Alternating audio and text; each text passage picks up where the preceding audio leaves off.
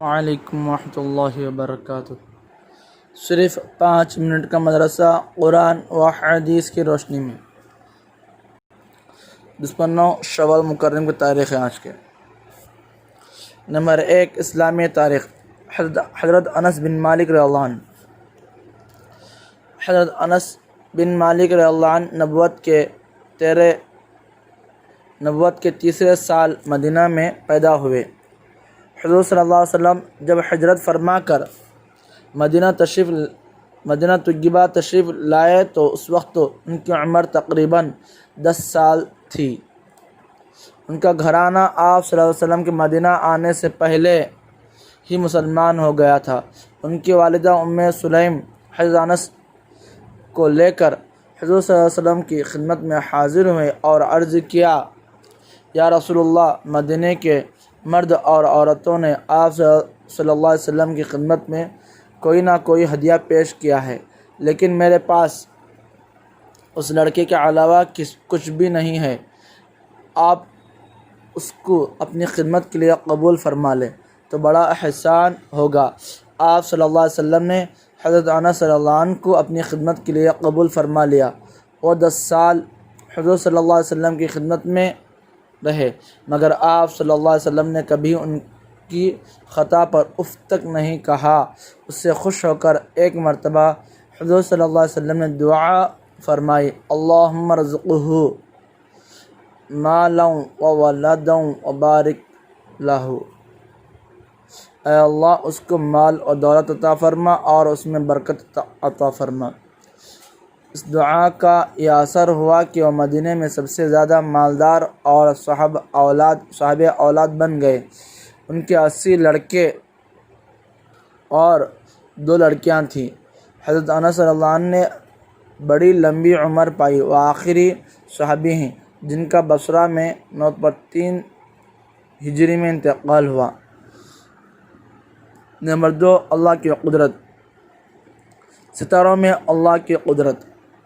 آسمان میں ہم سورج اور چاند کو دیکھتے ہیں، ان کے علاوہ بہت سارے ستارے ہیں جو چھوٹے چھوٹے اور چمکتے ہوئے نظر آتے ہیں۔ یہ سب چھوٹے نہیں ہیں بلکہ ان میں سے کچھ سورج اور چاند سے بھی کئی گنا زیادہ بڑے ہیں۔ دور ہونے کی وجہ سے ہم کو چھوٹے نظر آتے ہیں۔ یہ اللہ کی ذات ہے جس نے ان کو چمکتا ہوا رکھا ہے اور ان کو اپنی قدرت سے روکے رکھا ہے۔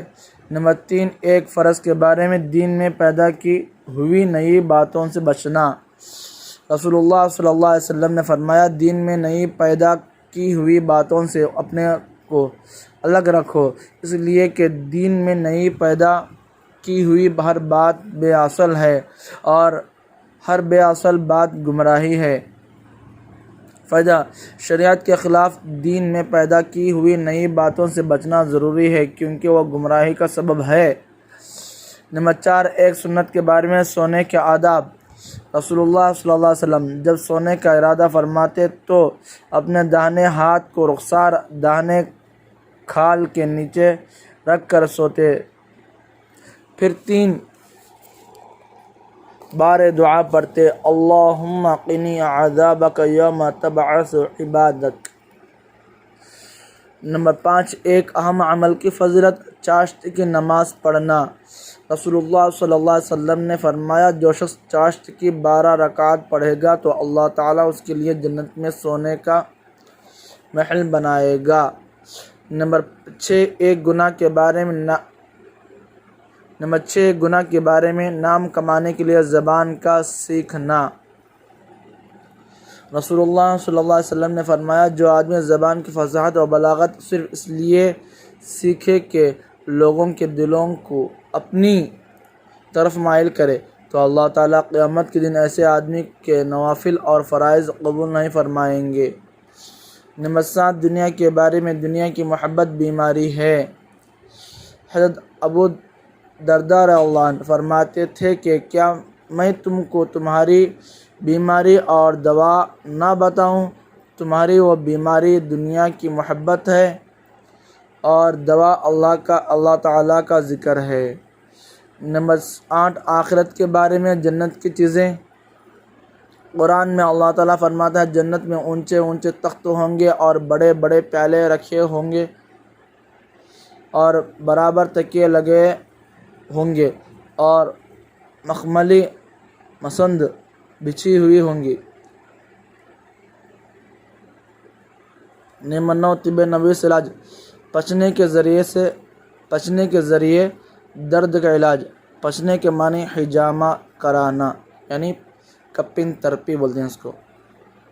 حضرت ابن عباس رضی اللہ عنہ بیان کرتے ہیں کہ رسول اللہ صلی اللہ علیہ وسلم نے احرام کی حالات میں درد کی وجہ سے سر میں پچنا لگوایا۔ فائدہ: پچنا لگانے سے بدن سے فاسد خون نکل جاتا ہے جس کی وجہ سے درد وغیرہ ختم ہو جاتا ہے اور آنکھ کی روشنی تیز ہو جاتی ہے۔ نمبر 10 قرآن کی نصیحت۔